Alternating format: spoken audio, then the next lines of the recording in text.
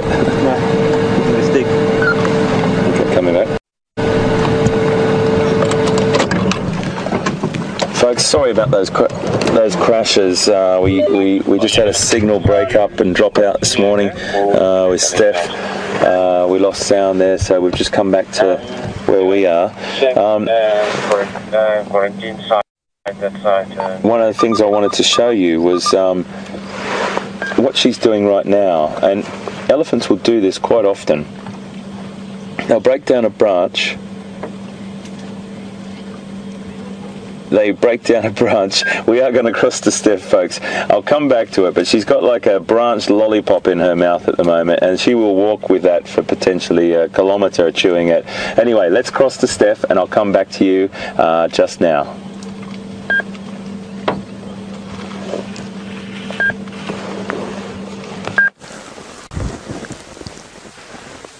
Welcome back, everyone. We finally found that elephant we wanted to show you. He's standing just in the distance over there. I'm sorry for ripping you away from your sighting that you were at, but we just thought that we'd share this magical moment with you. Sharing the bush with the majesty of an elephant is just something unbelievable. That rumbling that you just may have heard there, that was him contacting. There's a lot of elephant in this area. We're hearing their trumpeting all the time, but we can only see him. He's a bull elephant, and so far unaware of our presence here. Now we used some cover to get to him. We're standing on the other side of a tree we were using to approach, and between us and him is a fallen down tree, as you no doubt can see. It just gives us a bit of security. It's in no way a barrier. These animals can obviously just rip that out of the way, but everything in the bush is about respect. And at the moment, we're respecting his size. He doesn't know that we're here, which is a good thing. Busy eating that bush. He's slowly been moving. Scott and I actually tracked him by sound. For those of you who are watching a little bit earlier, it's how we find elephants on foot. We find them by using sound. He's not a very old elephant, I would say. He's anywhere between 15 and 25 years old. I'm not the best person.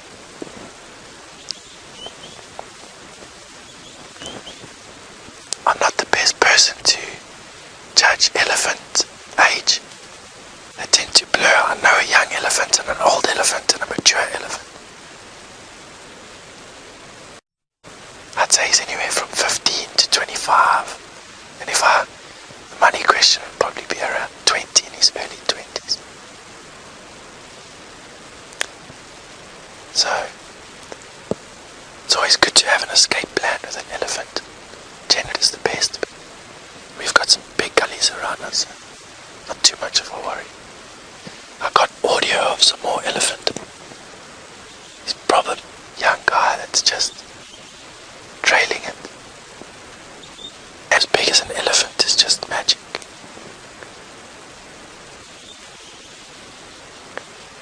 You really feel how small and insignificant we are.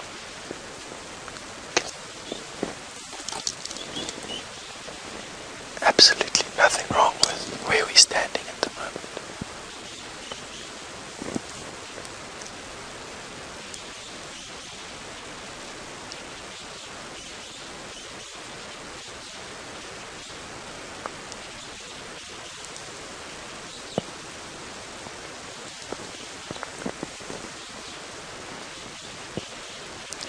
Now, we could absolutely get a bit closer, but I'm not going to do that. The reason for that is any closer than this, that animal will actually react to our presence.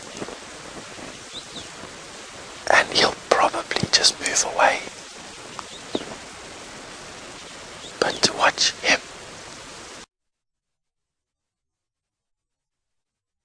not even care about where we are.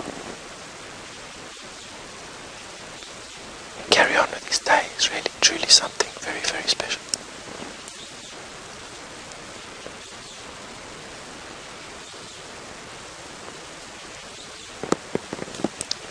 This time of year, elephants will spend about 16 to 20 hours a day just eating.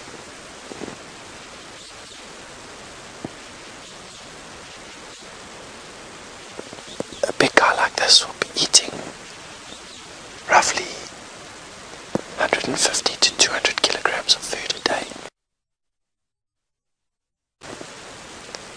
and be drinking around about the same amount of liters of water in a day.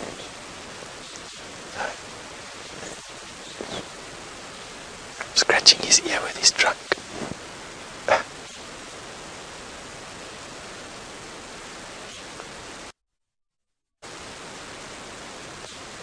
Now, if that's all you could see from an elephant. Now while we're standing here in the presence of this elephant, you're welcome to send us a few questions.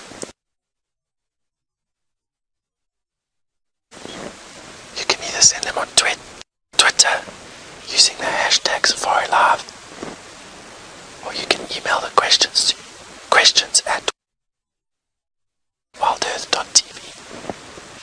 And while we're standing here with this elephant on foot in the Kruger National Park in Djuma Private Game Reserve, myself and Scott will try and answer some of these questions. Okay, move back, down, down, down. Down, down, down. Down, down. Down, down, down. Down, down, down. Move up there. So we're just getting some height, guys. Don't worry, everything's still fine. We're creating this. Down, down, down. He's definitely seen us. That's okay, everything's fine. It's a typical head-up display of a bull elephant not knowing what's going on. It's fine.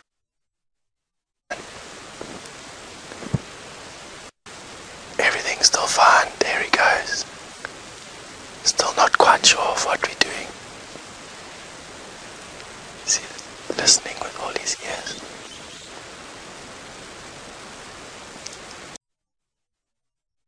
Everything's still okay, don't worry. Scott and I are fine, everything's okay.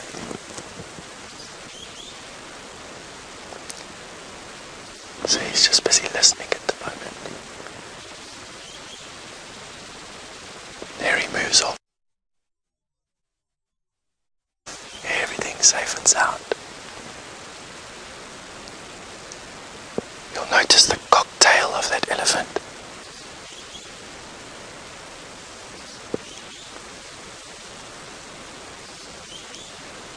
There you go. All okay. Everyone's fine, folks.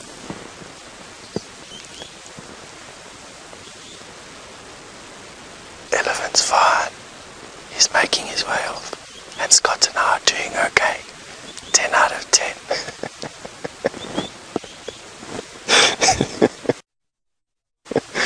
Okay. We're gonna leave that elephant alone now. We had a fantastic sighting with him. He came walking towards us. And I think I can raise my voice a little bit now. He came walking towards us. He came down the game path we were standing on. And when he got close enough, he heard Scott and I backing away. I actually don't think that he saw us, to be quite honest. He was just reacting to a noise. Whoa, there's something in my area. Head up, ears out, listening, couldn't hear anything. And then he's made his way away from the disturbance. No trumpeting, no crashing of bushes. Scott and I didn't have to run like hooligans through the bush with urine toes. So everything's 100%. A beautiful, beautiful encounter with a bull elephant on foot. It definitely has my adrenaline going. Scott's got a grin on his face. I can see all his teeth in his mouth. For us, a truly, truly magical experience. So, we're going to carry on with our game walk or our bushwalk this morning. And you're going to go back to Peter. I'm sure he's got something exciting to tell you. Thank you for joining us with this elephant. We'll see you soon.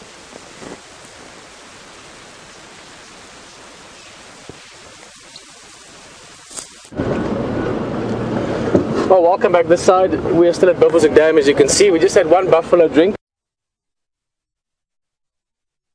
but he's walked off. And we actually came to sit down on the edge of the water here to wait for a breeding herd of elephant that are just up the banks. It looked like they were coming down to drink, and we wanted to sort of wait for them down there, but now they're taking their time. So we're going to take you back to them, just see what they're up to. But I would like to stay with the herd. It looks like quite a nice group, and it should be that they come and drink. So let's stick with them and see what happens. Here the branch is breaking off to our sort of left hand side, southeast from where we're sitting. But this would be the trunk end of the herd, I guess. The tail end still following behind.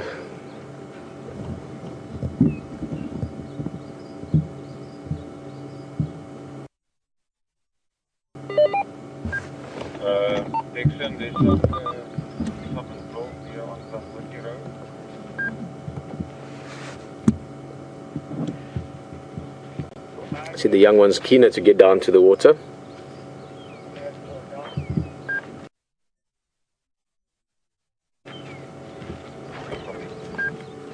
It's thirsty work being an elephant, eating so much food so many hours of the day.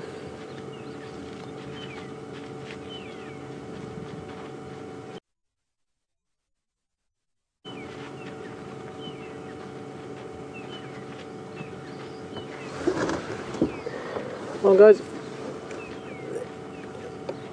it looks like the ellies are actually popping out now. I'll just give you a bit of a view there. Always nice to see them as they arrive. Imagine if you've been feeding the whole night and you're a little bit thirsty. It must be a great feeling arriving down at the waterhole. Beautiful view. It's like sort of they're bigger and biggest. That's actually quite a cool view of them.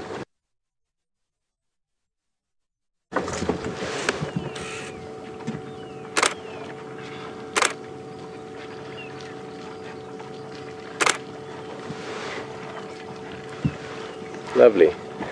Well, they are drinking, and I do believe the rest of the herd will join them as well. So there should be more ellies coming around. I think what we're going to do is we're just going to go around. I want to try and get us lower down, close to water level, just for a different view. We've got beautiful light reflecting onto them as well. They're sort of feeding on the other side, the western side of the waterhole. So we're going to reposition, find a great view. In the meantime, I believe there's something else on cue. Enjoy it. We'll see you back here just now.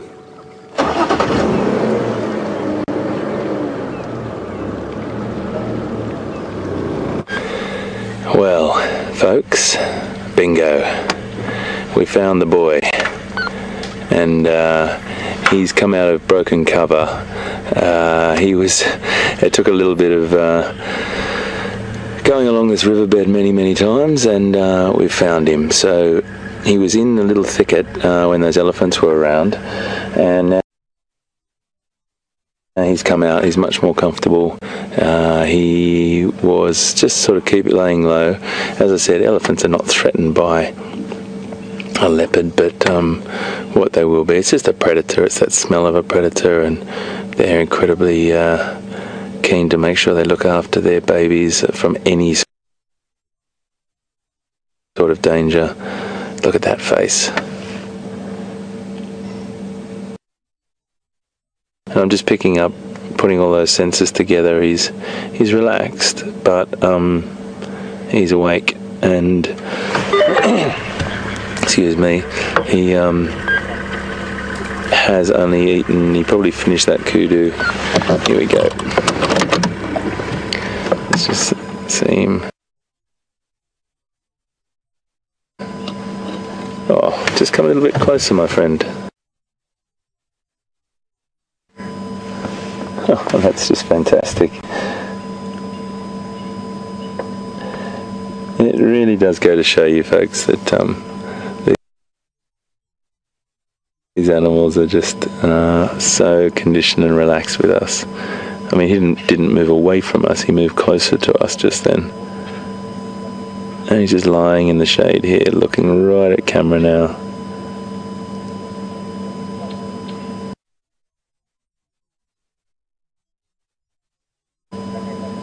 What a cat. Any little thing that tickles his fancy, he will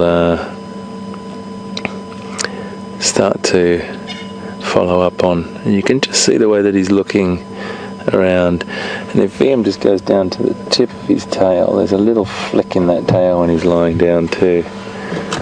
Oh wow, that is so special in that light.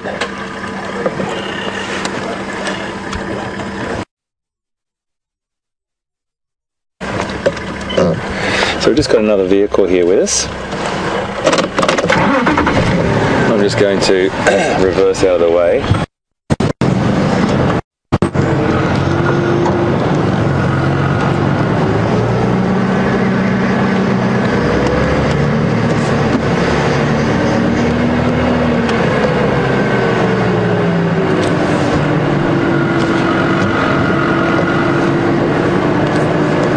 We are literally just reversing at the moment. I've never done a leopard track in reverse. I'm just going to let him move forward now because he needs a bit of space. It's getting a bit tight here for us.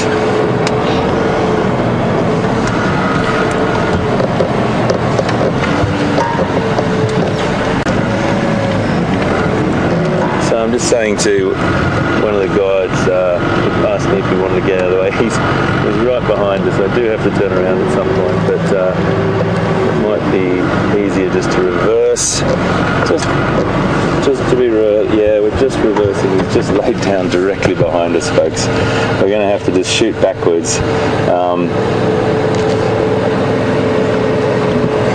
Just a little tricky to turn around and renegotiate. I would not want to get stuck at the moment on this beautiful cat, so it's probably a good thing that we just shoot backwards.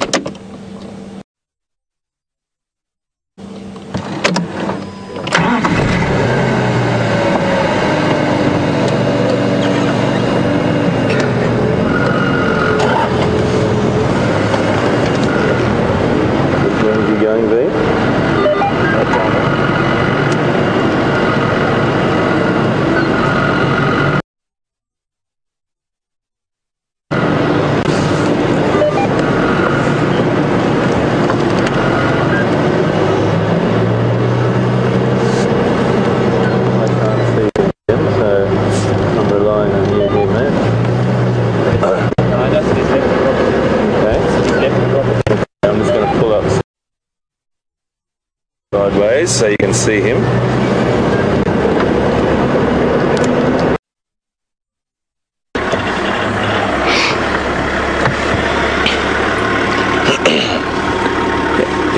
Yeah, it's no problem.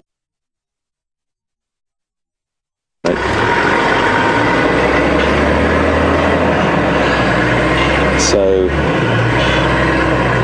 we've just let that other vehicle go ahead because he was the first vehicle on location, and it's really important that we have manners, and he was very, very kind to us just then to let us reverse back.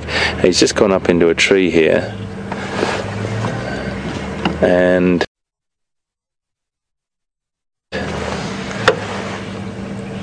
we'll just see how far he gets there, but if we can see him from here. Can you see him, Vam? Yeah. Yeah. Just.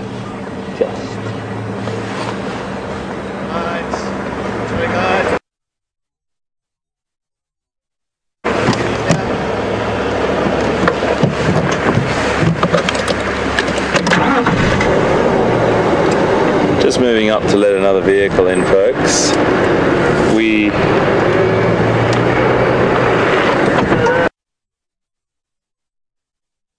No worries, buddy.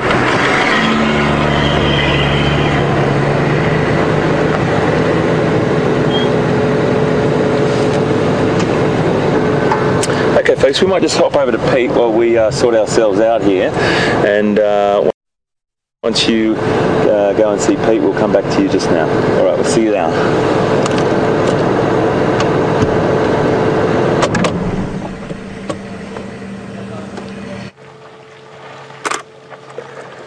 Well, welcome back to the Ellies. Fantastic having that leopard as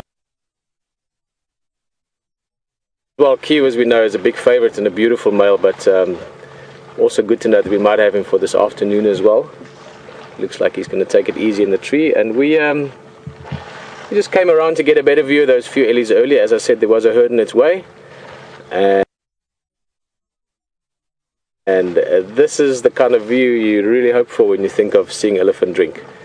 Whole herd spread out, all of them drinking. You can actually hear it. I'm going to be quiet for a few seconds so that you can just listen to them drinking, all that slurping and drinking. Happy elephants, and a beautiful setting here at Buffelshoek Dam.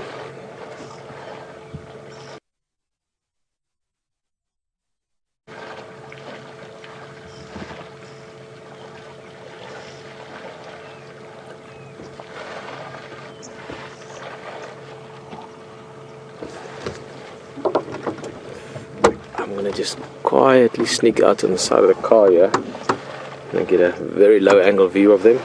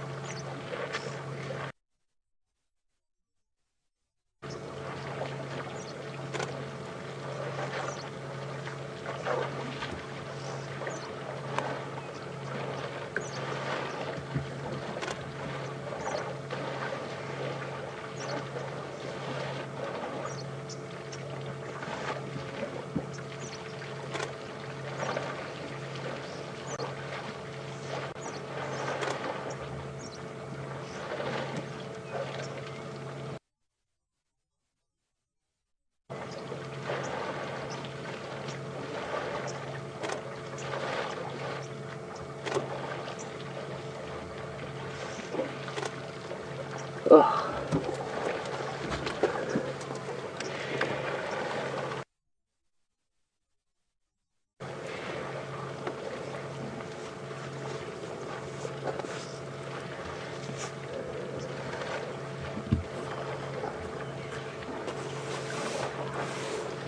Oh, brilliant. More elephants arriving.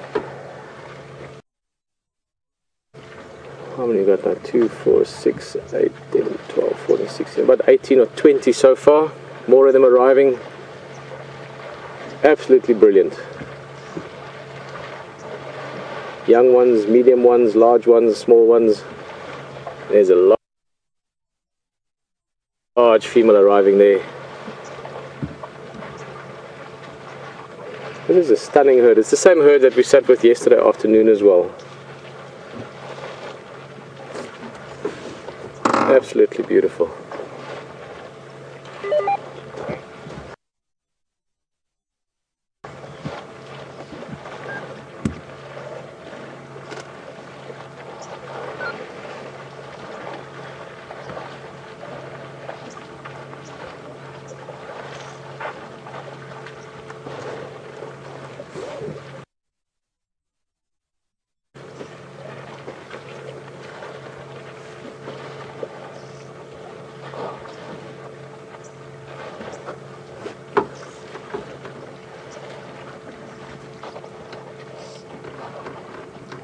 The great thing with waterholes is so much happens, and as we said earlier, if you arrive 10 seconds earlier or later, sometimes you can find it or miss it. And good this morning because we've got gorilla's tracks, the female leopard's tracks in this area as well. We've been sort of sticking around looking for her, and in the process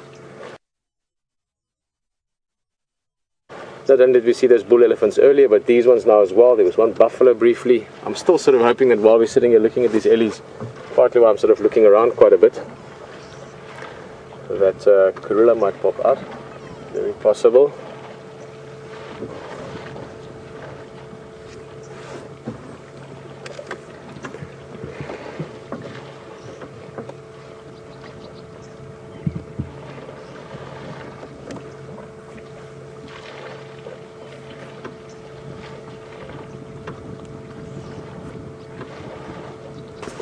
Hello Sven.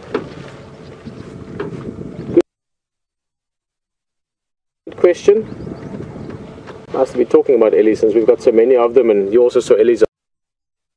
He was interacting with us. He was more playing with us. I mean, he was coming up to have a look at the vehicle. He did that little sort of hi-ho silver on his back legs, which was awesome. And then the whole charging and the fact that he charged back at us. So first he ran away because he suddenly realized he's on his own.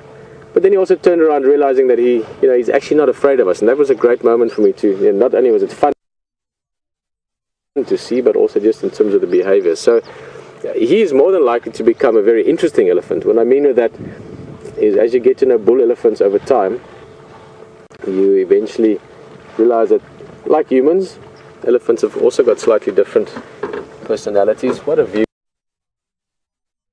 here, stunning. And some elephants are just more curious and more interactive than others, extroverts, introverts kind of thing. And I think that young ellie has got the potential to become a really interesting bull elephant. Do keep in mind that bulls, as they get older, they roam far and wide. So he would often be away from this area. He would also be sometimes back in the area. So he's the kind of ellie that I would love to say, well, let's follow his life. Let's make sure we see him 2-3 times a day, and we follow him for the next 25 years and see what he gets up to, because you would sort of forge a great relationship or a great understanding with the ellie like that.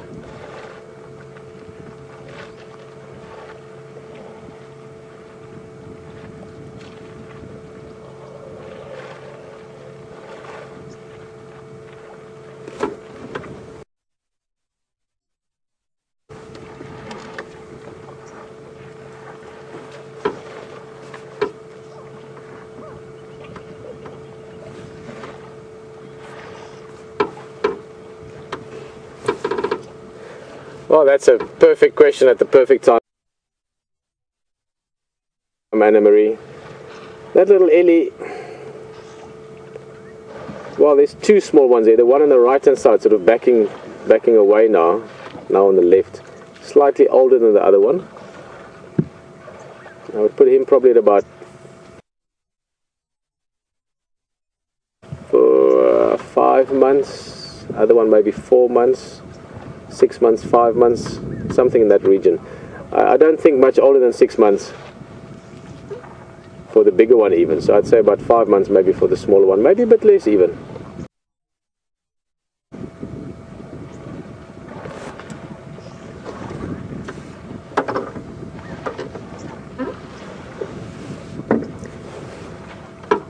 Youngsters, a little bit of luck, we might see them still playing as well. Young elephants love to be boisterous around the waterhole.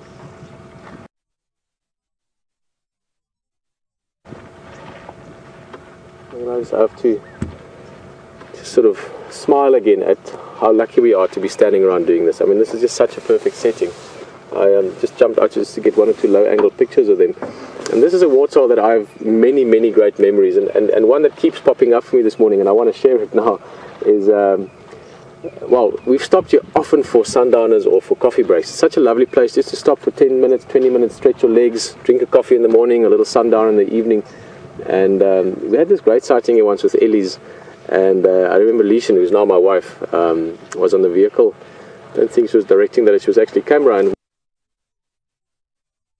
we were watching these ellies, and the next minute, we sort of almost like Brian and I had yesterday, we were watching the one thing and then something happened behind us, and the next minute Karula came walking past, and some of my most beautiful pictures I ever took of Karula was on that day. So I'm sort of just thinking back to that all the time, so I just sort of want to share that with you, because we could be standing here and while there's a herd of elephant there, Karula could come and drink water suddenly, and literally just be that sort of at peace, if you want, with everything going on. So It's just a memory that kept popping up. I wanted to share that with you. And what a place to be.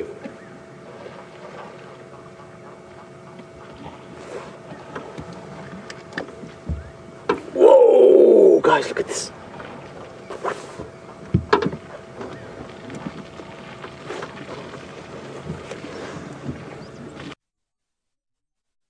Of the head, just look at his head, the actual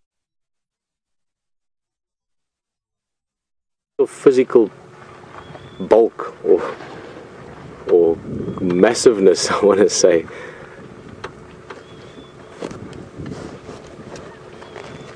He's a very impressive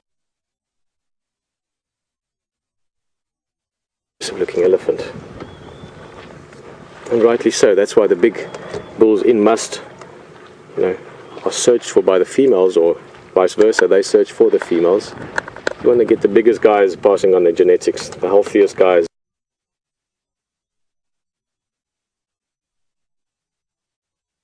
the strongest ones.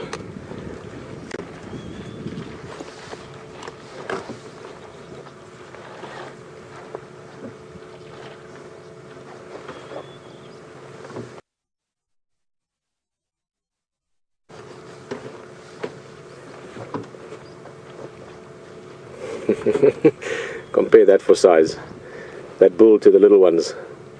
You can see them, they're all very aware of her as well, of him. There's a definite awareness of the presence of the big bull.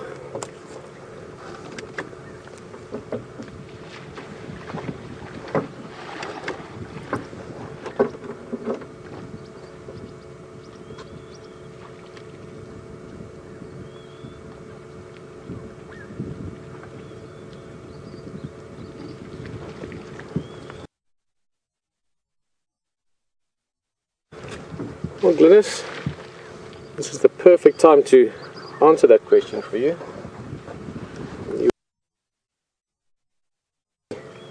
Square head. Now the bull is not quite turned sideways. When he turns his head, look at that. You see how round his head is? That's a perfect example. Male on the right hand side, female on the left. Square forehead on the female, round head on the male, but also just the size of it. Look at the female's head relative to her body. That female, actually, as for you that have been coming here for a long time, I remember that notch, big left in the top left ear. We saw her years ago. She was a bit smaller then, but there you can see the smaller head, squarer head, rounder head, much larger head for the male. That was the perfect example to answer that question, Glynis. Exactly the right question on exactly the right time. Thank you. This is interesting. Just see if he puts his trunk in his mouth. Just now, elephants do what's called phlegmon, which is something most mammals do. I just look at these two young ones just behind the bull. That's such a cool size comparison. Look at that. But phlegmon is a process through which many mammals can test the reproductive state of a female. So you'll see it with zebra and kudu and impala now in the rutting season as well. They often smell the urine from the females, and you'll see them sort of lifting their lips up quite funny. With horses, people often think they're sort of laughing, sort of a movement they do, and then they can smell using an organ called a Jacobson's organ, which is like a little glandular organ almost, as an explanation. They can test the reproductive state. Is this female in estrus? Is she ready to mate? And that's what the bull was doing as well. So the fact that there's a big bull in full must around, in fact two bulls, we had the other one tusk around as well, that does point to the fact that one of these females in this herd are in estrus. So who knows, maybe this afternoon, maybe just now even, we could even see the mating. It's not something you see often. There's a lot of sort of ritualistic build-up around it, and it doesn't just sort of happen instantly. It can take a while for the female to decide which male it will be. But as I said, this is a big bull. He's in great condition, and he'd be a very, very suitable suitor. think let's just go around a little bit.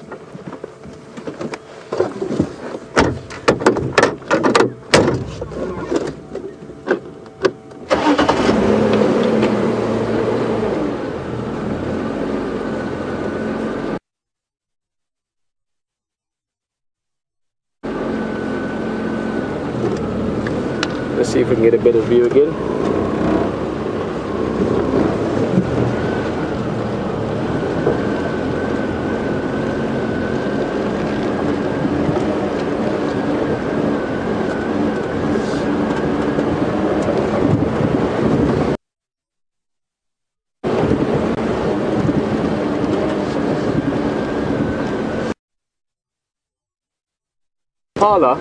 Or for the antelope, it's better to be away from the herd to have the baby, because the herd itself might attract the attention of a predator, so they can hide, have the baby sort of somewhere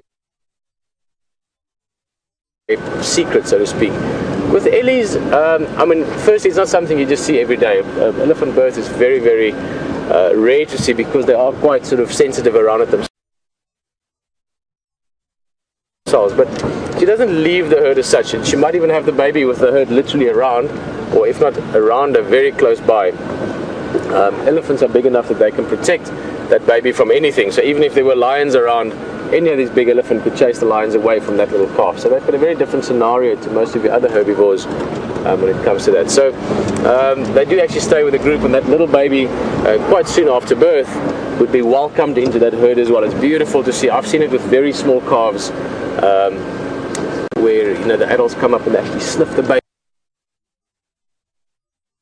and they touch it, and it's very, very sensitive, very, very personal within the herd.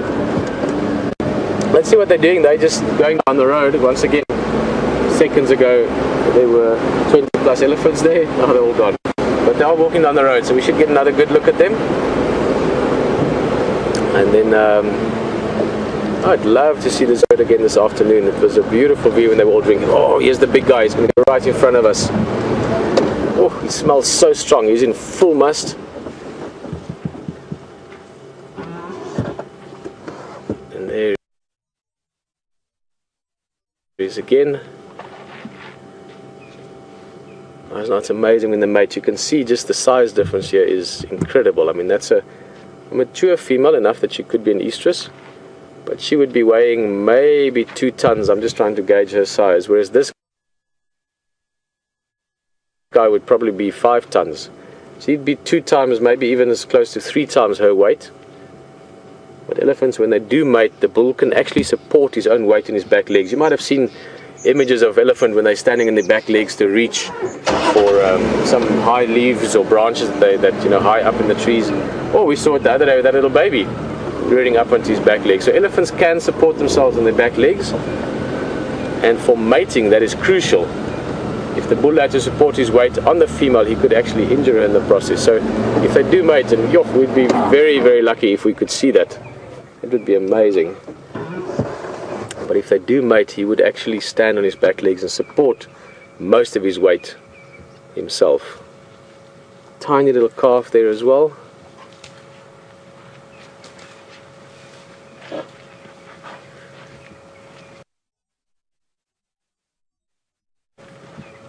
Very, very intimate behavior that we're seeing at the moment.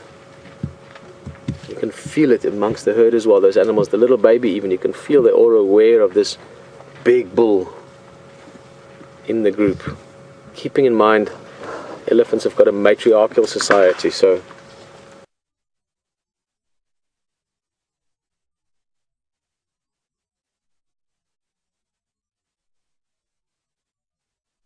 here's another.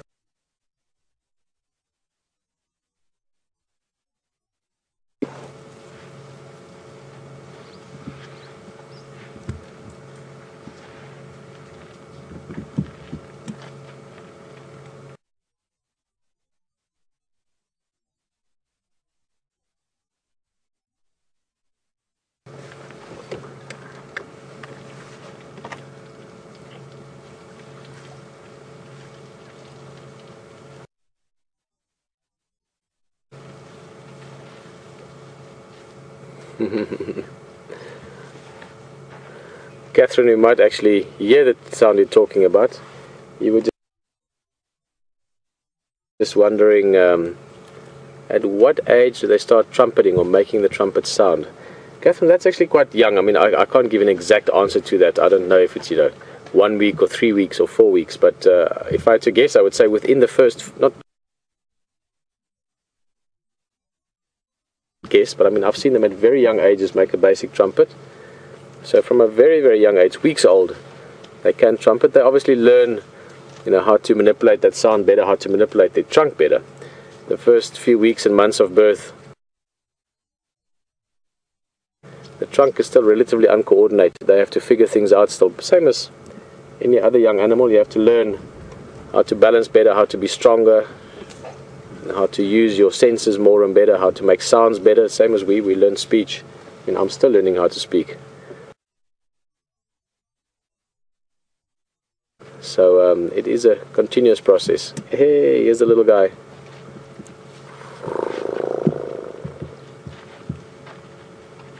Beautiful.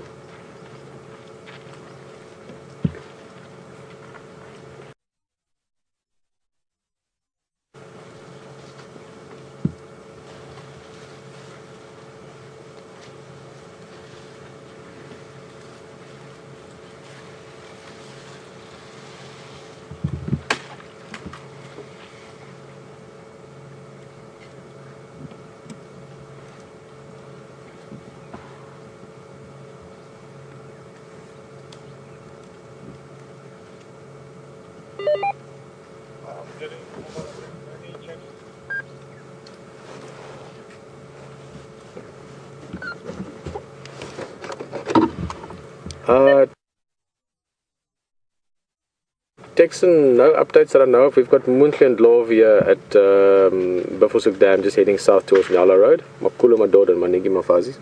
And I think that Ingwe is Lalapanji and Senior. Oh, a late shake there.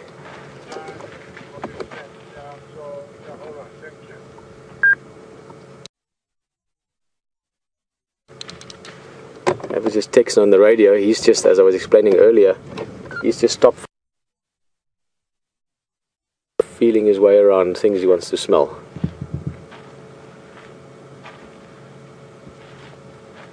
But he is in full must. I'm just looking at his sides. You see that sort of white area there? Even his legs, you can see that he's not, it's not a sort of a,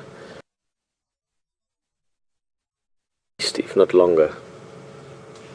I'll just explain to you again the must behavior. We spoke about it quite a bit yesterday, but elephant bulls normally once a year, throughout any time of the year. There's no fixed season for it. In other words, it's not like impala where the rutting season is now and the lambing season is in November, December. With elephant, they have the young throughout the year, which also obviously means that they mate any time of the year. So it just depends on the reproductive state of individual females and the must condition or the dominant state or the hormonal state, if you want, of the males. And this guy is in that condition now called must. M-U-S-T-H, if I remember the spelling correctly. And that basically refers to the condition that he's in where the testosterone levels go up substantially, 6 times normal. Obviously making them a little bit more edgy sometimes, to say the least. But again, if you behave correctly around them, it's not normally a problem. But it does make them dominant within the male society, and it does make them attractive to females that might be in estrus. They're staying on the road, so I think we can stay with them a bit longer, see what they get up to.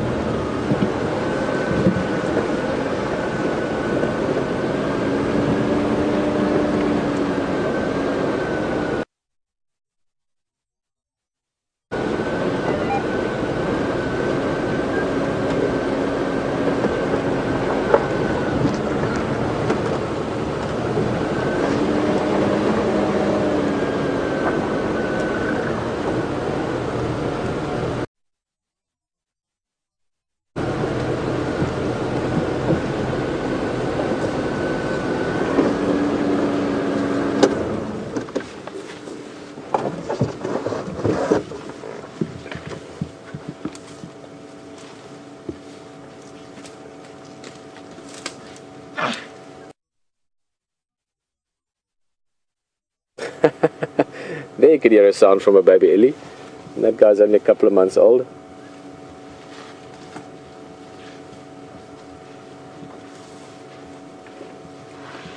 That's the smaller one of the two that we spoke of earlier. And I know I said 6 months and 5 months, or 4 months and 5 months. And I think I'd be more inclined towards the latter of those two. I would say this guy maybe even as few as 3 months old. You can see he's still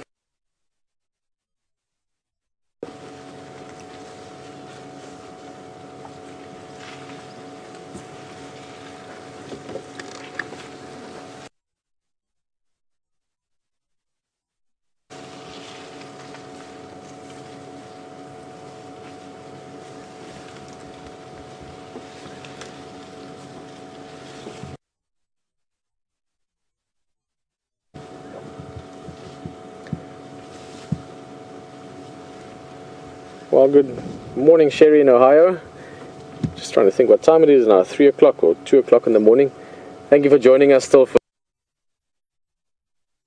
the game drive. It's been a good morning. Leopard, elephant. And Sherry, you're just wondering if elephant can hear using their feet as well. I guess sort of loosely, sort of in loose context, you could say yes. I mean, they obviously listen and hear with their ears. The feet, it's more feeling by vibrations, which effectively is what hearing is as well. I mean, hearing is just the different little parts of our ears that feels the vibration in the air and with the sound waves, and that is translated to information. So I guess you could actually say that they can hear with their feet as well. They can certainly pick up vibrations with their feet, and there's been some interesting studies done on it, and then Etosha is one of the places they've done it. Yeah, so it feels a bit odd to say so, but they could,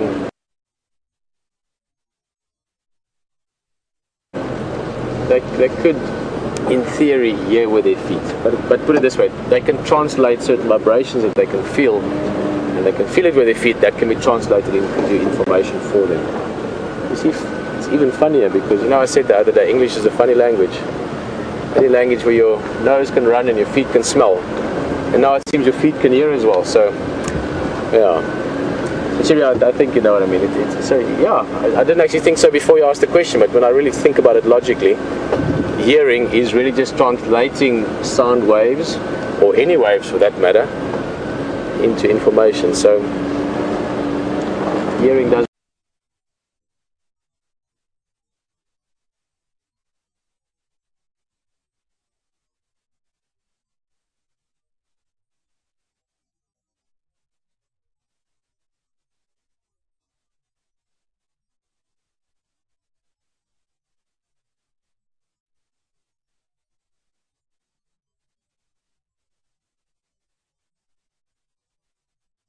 information. So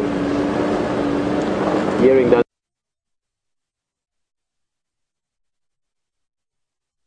for that matter into information. So hearing does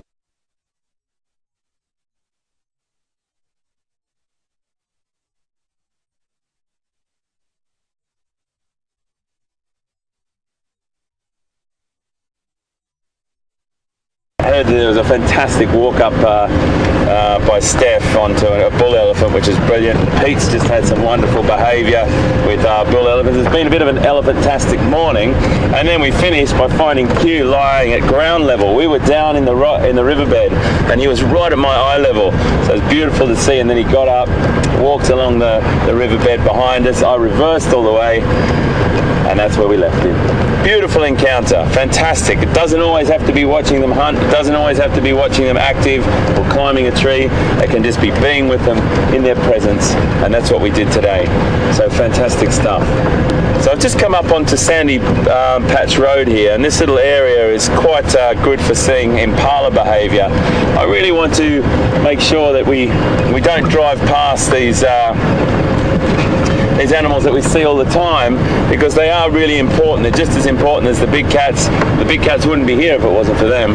Everything fits into this food chain or this ecosystem, and we have to make sure we acknowledge everything, as well as all these incredible plants. But I just want to go and see plants and trees. I just want to go and see. Let me show you this ever so quickly.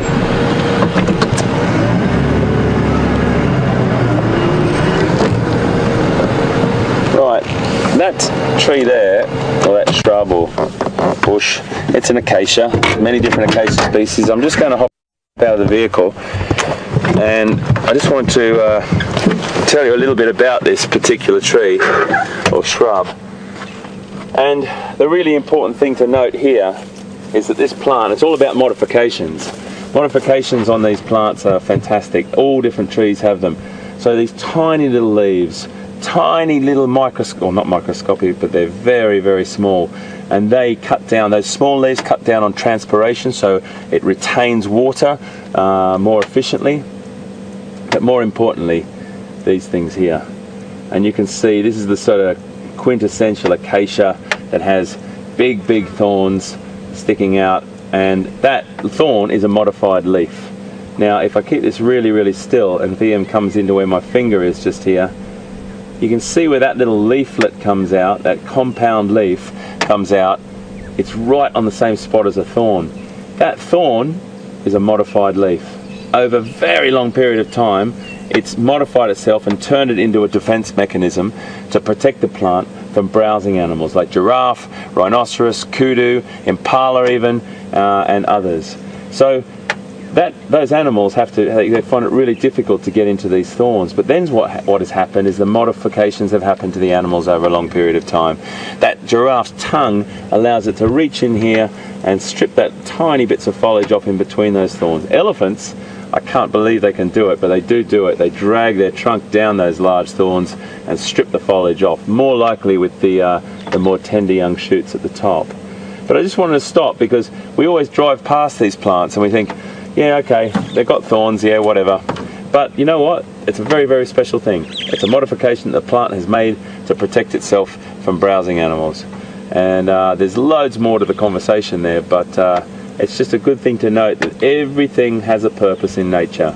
And at the end of the day, if you pick up these bits of information, you start to build a fantastic picture about the habitat that you're driving around in.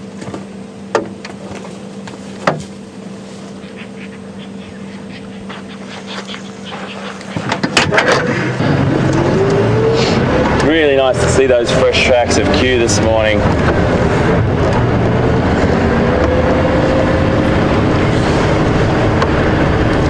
Peter's had some beautiful elephant this morning too, which really, he loves that, being in the presence of elephants. We all love it. Pete really gets this sort of calming feeling from being around them, and he spends some time. He got a really close encounter last night, he said, with a bull. He said, I had my hand on my key. I wasn't sure if I should be starting the engine or not. He said, in my heart, it said no, but he felt like he just had to have his hand on his key. He said, I haven't felt like that for some time, HT, so it was a close encounter, but at the same time, you get, there's an intuitive, just like I talk about with Scotty and Brent and Steph with their intuition and tracking. There's an intuition you have with being in the presence of particular species as well. Obviously, you're not going to have that same sort of need for intuitive behaviour or decision making with impala or something like that, but with elephant and some of the bigger species and some of the bigger predators, you really do have that. You know whether you're in the right place or the wrong place just by their behaviour and their way they're behaving around you. And I mentioned that the other day, neuroscientists have mapped nearly all of the human brain, well, majority of it, and they've got a very, very good handle of what parts of the brain, the human brain, does what, and what synapses and what triggers happen, what occurs when we're in particular situations. One thing they can't find, and I heard a really great talk on by a neuroscientist constantly, they don't know where intuition is. They really don't know where that intuitive feeling, that sort of instinct, an instinctual perception of how to make a decision is. But what I do know is we have a beautiful male impala. Let's just see if we can get a nice shot of him just there, Liam. How's that for you, mate? Now he is on the lookout, folks. I'll just roll back a bit for you. He's on the lookout for rival males, or he could be a rival male. And I've seen this, I think this is one of the ones that we saw up here yesterday, Liam, patrolling the area for rival males and potential females. And he will run out and drive off another male coming around. Just going to try and get a better picture for you. I mean, you've seen impala many a time, I know, but they are a beautiful antelope that I just love to stop at for a simple reason that this time of the year they're, oh, sorry mate, I'll go back a bit. They're really trying to cover as much ground as they can. It's a bad shot for you there, mate. I do apologise. I can't get you into a better position there, unfortunately. Miracles, so we might have to move or on. radioactive but he's got... And there's a nice wildebeest. And this wildebeest will also turn out to be a territorial male, and he'll bunker down and try and gather as many females as he can as time goes on.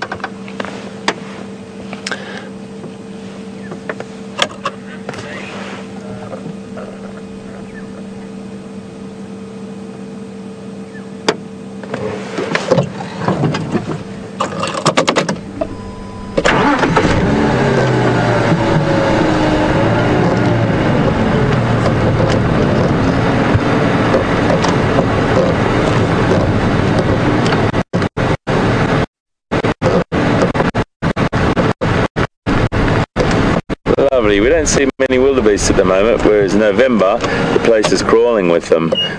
When they're calving, they all come here. But this boy is just standing in the shade. As I said, he'll become a territorial male when the breeding season starts, when the females start coming back through here. And he'll just bunker down and then gather as many females as he can. But this impala ram here is looking the same direction as from the other impala that we came through. And there's lots of behaviour that goes on, lots of head throwing, and he's probably going to make his way down there. He's looking over. I'm going to reverse back here, folks, because he is going to chase this one off, I think.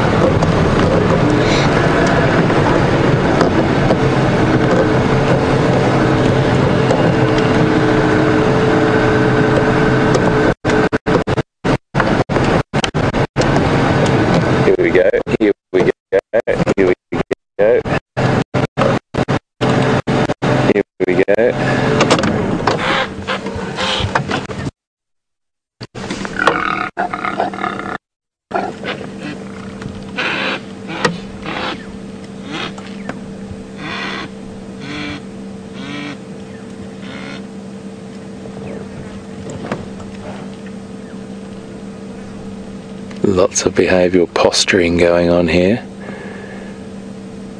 The other ones become subordinate for the minute, but he may turn at any second and they may engage.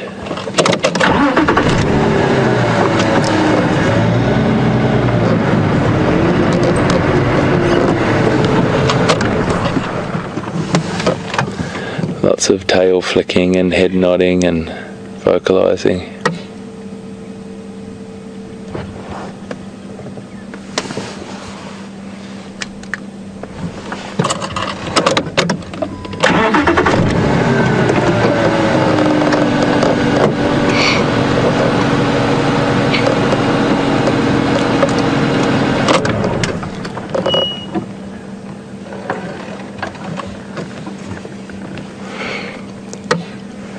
Just while we're watching these two posture, look at this. He's following him around, and it does become a lot like a game of They're just posturing and puffing out chests and tail wagging, lip licking, sorry, head nodding, all these different behaviours. And they will engage when it comes a little bit more serious, but this male at the front looks like he's got bigger horns, but he's definitely becoming more subordinate than the other. Just pushed him off to the other side there.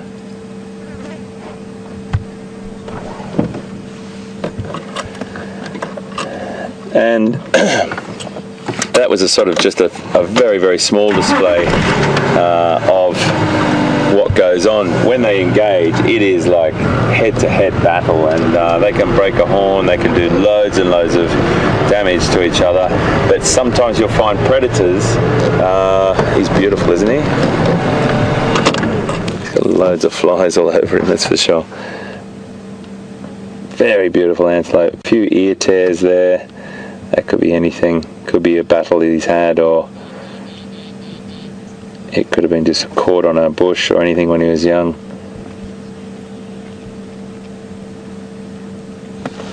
So we'll try and catch up on more of that, and I'm sure once, I absolutely know that you'll see some fantastic rutting over the next 3 weeks with Scott and Brent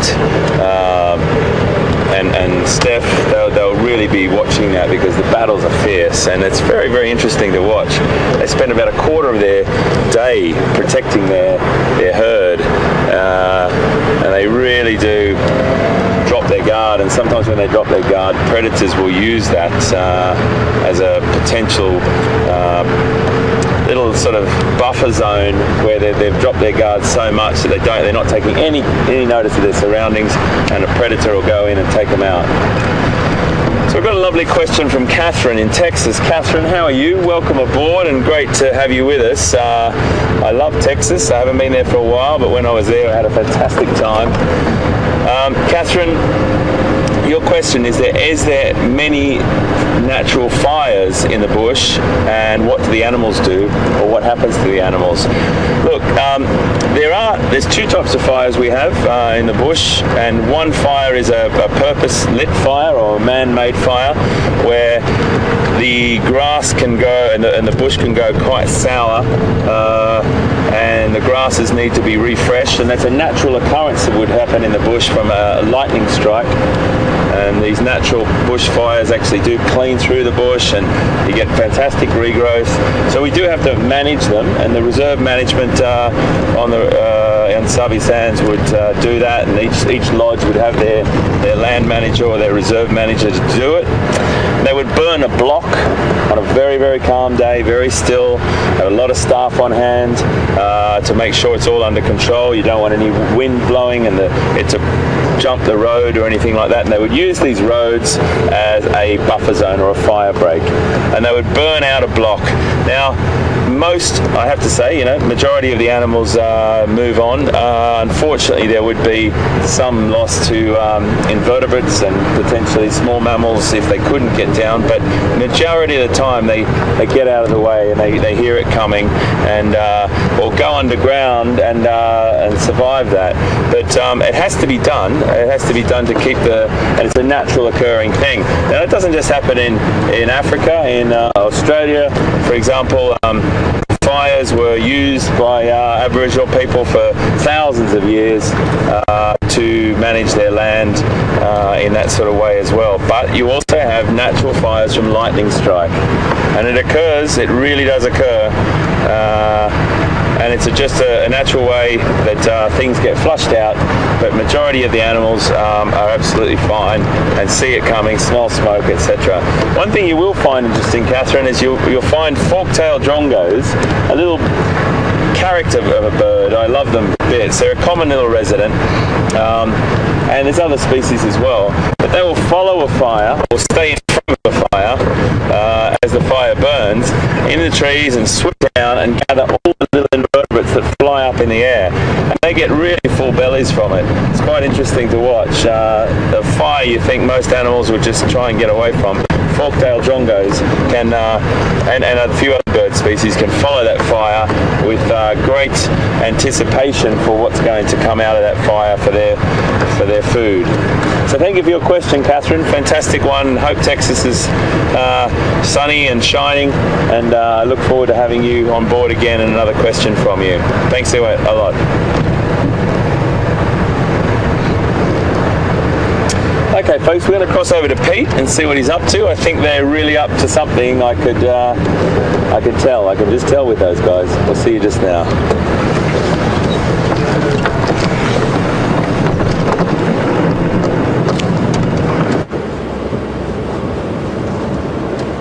Let's welcome back this side. We're actually not far from where Hayden is at the moment. Quite close to camp. And it's been a beautiful morning. Really has. Still nice and cool when you're moving. It's that sort of temperature you tend to get this time of year in autumn, and you get it in spring as well, where if I was to stand still now in the sun, you'd actually get warm quite quickly because the sun is nice and warm, but the ambient temperature is perfect. So the actual feel of it in your skin is very, very pleasant. It's been a great morning, fantastic elephant, great seeing Q, and curious as to what the afternoon will bring for us. I really am hoping, fingers crossed, all of the good stuff, that we could find Karula this afternoon, just because I'd like to see her. She's an awesome cat, a lot of history there. It is almost certainly her tracks that we found around Buffelshoek Dam, and there's a good chance, it's not definite, but there's a good chance that she is around that waterhole. So that's a possibility for the afternoon. And then it is almost our last drive, and I'm speaking now for myself and for HT for this visit. It's been so much fun, and we're going to talk about it, so thank you just now. But yeah, it's just been a lovely morning, and looking forward to the afternoon. Get some sleep for those of you that are up into the late hours. It's going to be a big afternoon drive. I'm sure when everything starts happening, there's going to be good entertainment for you, and good wildlife surprises, and just good moments shared amongst friends on Game Drive, which is what it really is all about. And I also know that guys on the vehicle at the moment are really into the experience that we are sharing here. So a big thank you to you guys. And let's see, maybe we still find a last little surprise out here. I can see a couple of monkeys up ahead.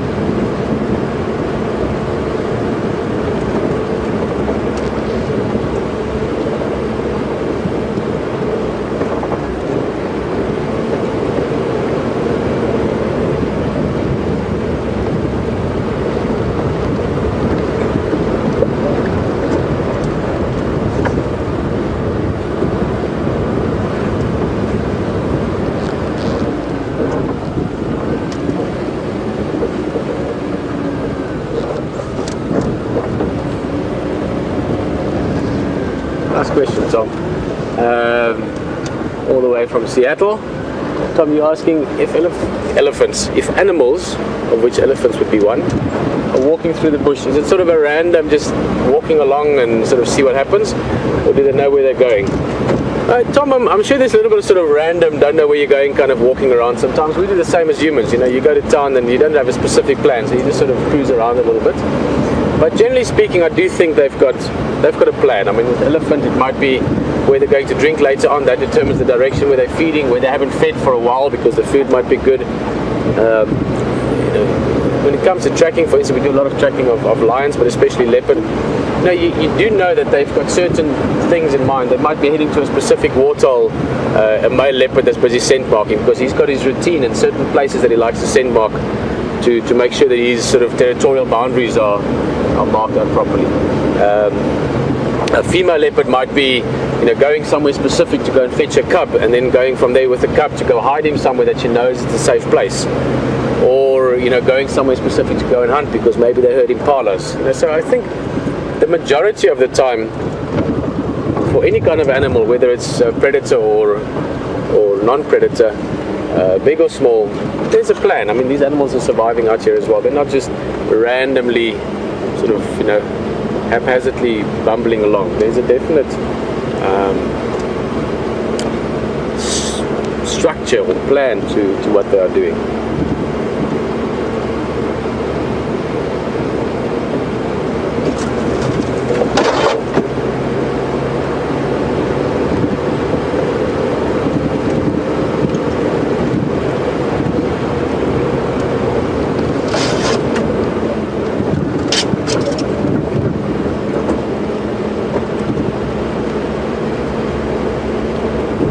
hyena dung there. It's a lovely experience. It's going to be very busy, I'm sure. There's going to be lots of things happening. And we're not necessarily going to have that much time to say thank yous and goodbyes. And it is really nice to be able to say thank you and goodbye to everyone concerned. So we're going to just do that up ahead. I'm just going to meet up with HT there. And who knows, maybe we still find something in the process. Maybe we'll find the wild Australian wildlife. We have a wildebeest on his car already. It's the nickname, some of you might know it, for Vian.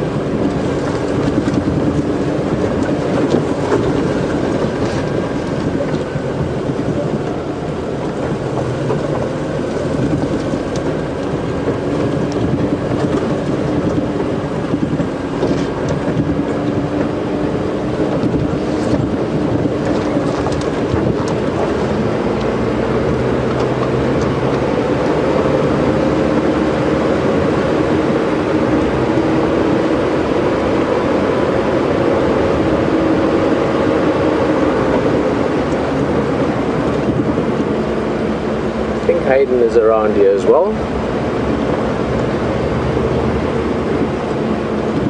Let's try and spot him.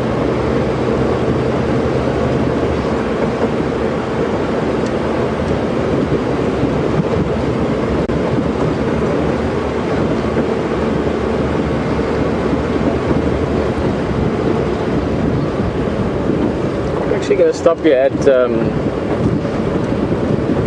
our fireside place. I think HT is just around the corner somewhere. He'll be joining us shortly.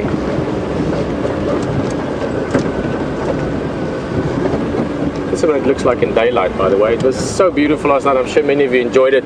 Those of you that have been with us for hundreds of fireside chats over time, there's a few that I always think back to and remember. Had a couple of great ones with people visiting us as well. But being out right in the bush here has been fantastic for the fireside chat. As we learned last time, the first drive that we did to TV for Nat Geo November last year was amazing. For those of you that joined us for it, you'd remember that we were following a leopard, and the leopard eventually walked right into the set, which is only literally about 100 yards that way. And then this time around we realized that because the fireside chat is a little bit earlier, we're going to have this amazing canvas behind us of the sun, the sort of just the post-sunset sky, and that is something quite beautiful. So we decided to pick something a little bit more open like this, so that you can see that sky, nice sort of African tree background, and a lovely place. Who knows, tonight maybe something surprises us again tonight. We're waiting for Hayden. He's going to come join us here, and then we'll say goodbye from one of the vehicles. So we must just spot him. Ah, I see him.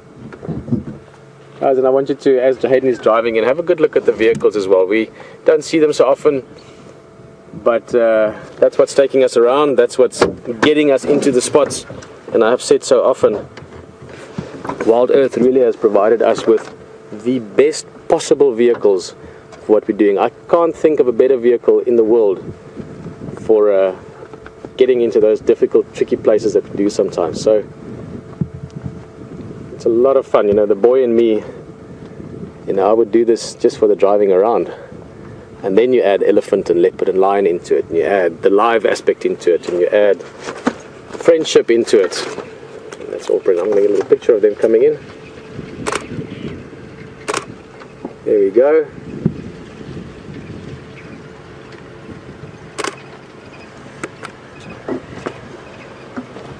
Cool, I'm going to walk over there, and we're going to say goodbye to you from Hayden's vehicle, and I'll see you that side. How's it going? Right. Good. Mr. Pretorius. I'm going to come. I just thought I'll jump in there with you.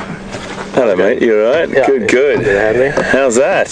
Very good. You had an amazing elephant morning, hey? Yeah. No, incredible. Good morning. Very, very good morning.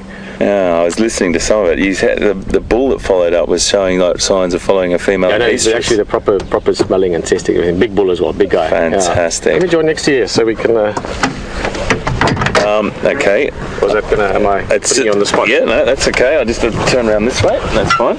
We were just chatting earlier, and it's going to be a very busy afternoon with lots of surprises, no doubt. Yeah. And just thought it'd be nice to say goodbye and say thank you a little bit. We hopefully will fit a little bit of it in tonight. But, that's for sure. You know, it's been such a privilege again to join all of everyone making it possible for us. And, for sure, mate. One of the things I haven't said today: Happy Mother's Day. All you mothers, Happy Mother's Day. I forgot this morning. Yeah. I rang my mum in Australia, and I forgot to say it to everyone else, but Mother's Day today is very, very special. And I tell you what, we wouldn't be here without you. So to all the mothers out there, a big hats off. It's an incredible job. Wow, it's the hardest job on the planet, and particularly with one of me or one of him. It's also something we all have in common, is we all have a mother. Yeah, absolutely. And we could take that even outside of the species. Yeah, that's for sure. So that is something quite special. But there's also so many things I was talking about obviously driving in. Don't tell him what I said. No, I'm just joking, guys. It's just been. I mean, the adventure aspect of this. I often say this. I would drive around vehicles just for the sake of driving around these lovely vehicles, but then to add you guys into it, the whole live experience and friendship into it with you, Graham, everyone else here, it is just such a fantastic thing. And we are going to be going, myself and you, different directions. You guys can still go and drive, and once we get home we can join you on drive as well. But there's just so much to be grateful for. Personally, from me personally, from Hayden personally, within the bigger picture of things. Very true. It's a nice, true. The more I hang out with him, the more I start to say things that he says. So I said true last night. And then I said true, I think, on the fireside chat.